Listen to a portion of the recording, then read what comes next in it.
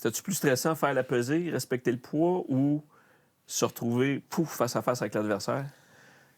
Parce que je veux dire, Je te dis, t'as eu des difficultés, toi, à aller faire le poids, t'as changé de catégorie une couple de ouais. fois. Ben, tu sais, c'est jamais facile de faire le poids. Puis, tu sais, il n'y a personne qui te force de te battre à une catégorie de poids ou non. C'est un sacrifice que tu t'imposes toi-même pour différentes raisons techniques et de gabarit. Mais il faut comprendre, c'est pour les combattants, le combat, c'est notre récompense. Ouais. Moi, je dis tout le temps, on devrait être payé pour ce qu'on fait avant et non pas pour le combat. Ouais.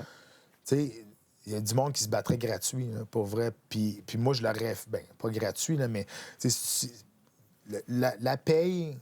Je vais prendre un exemple. Tu sais, j'ai déjà gagné un combat en 15 secondes.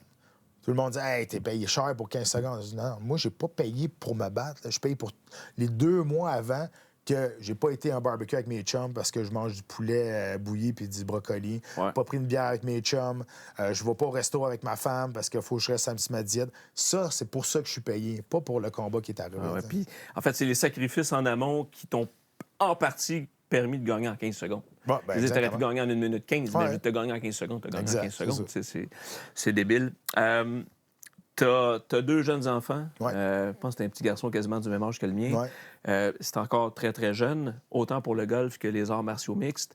Mais si un de tes 2 enfants te disait « Papa, moi, je veux faire ça, les arts martiaux mixtes. » ou « Papa, j'aimerais ça faire le golf. » Le pousserais-tu plus vers l'un que vers l'autre? Bien, c'est sûr, je vais le pousser plus vers le golf. Moi, tout le temps, j'ai reçu des coups pour pas que mes enfants en reçoivent. C'est ça ma mentalité. Je serais bien mal placé pour pas bien les entourer s'il y en a un des 2 qui veulent faire ça.